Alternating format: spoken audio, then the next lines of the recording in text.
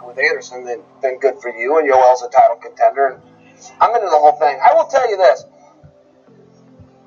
When you look at that fight at first glance, you will see a striker in Anderson, and you'll see this master grappler in Yoel Romero. And okay, great. Good for you for seeing that. I will just share this with you. I have been in there with Anderson. I have been in there with John Jones. I've been in there with Fedor Emelianenko. And those guys are held in such high regard in the sport because they've had such great careers that I get asked this question a lot. But hey, who was the best of those three? Who was the best? And when I first got asked that question, it was a little bit hard for me to answer. And I still don't have the answer, but I'll share this for you, okay? Fedor was the strongest of them. He was the most powerful. He was the biggest, so that probably doesn't surprise you. But he had a real explosion as far as an athlete goes. He was a very good athlete. You could feel the speed combined with the explosiveness to equal power. You could really feel that. John Jones was the most dynamic. He was the guy that was going to kick you in the leg, punch you in the mouth, and be trying to take you down in the process. But Anderson Silva, without question, not even a moment of question do I need, is the smartest fighter that I've ever been in there with. I'm gonna quickly stop Chael right there. Shout out to Bad Guy Inc. Shout out to Chael Sonnen. I'm a huge fan of his. I want to address this simply because of who Yoel Romero is. Yoel Romero is easily one of my favorite fighters. Easily top three, one of my favorite fighters ever. To watch him fight it's always great, man. But I wanted to address this simply because I want this fight to happen. I want to say it's to prove whether Anderson really is as good as everybody says he is. I believe them, simply because of his performance against Daniel Cormier. But I want to see this fight for one reason. If everything can work out for Yoel, maybe they fight Anderson at a catch weight.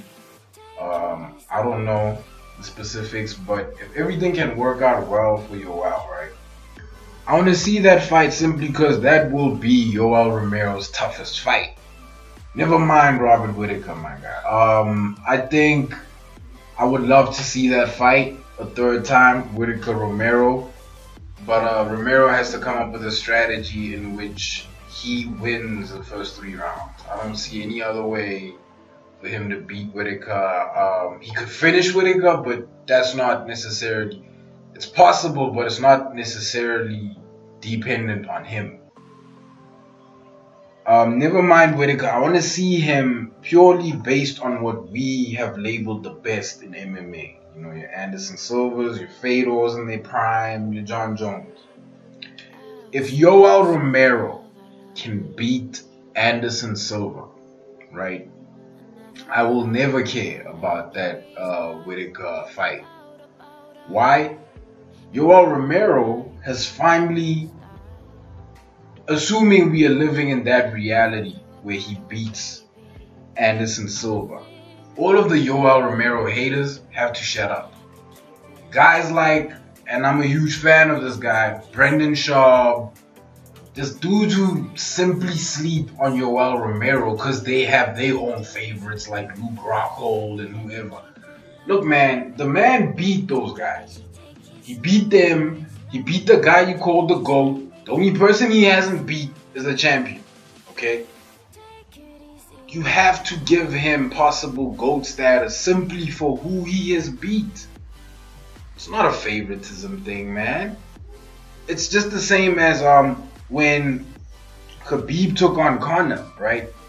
Brendan Schaub was looking at Conor like, oh, where's your guard energy? You flat-footed. My guy, it won't change. That outcome will never change. Why? Conor simply isn't that talented. We've all known this. We have all known this, my guy. That's simple. I really want to see this fight just so certain people can shut up about their favorites. Listen, man, I'm a Luke Rockhold fan, right? When Yoel Romero beat him, to me, he dropped out of the top 5 of the best middleweights currently in the division right now. Plain and simple. I mean, there are no other arguments for this kind of. I want to see that fight.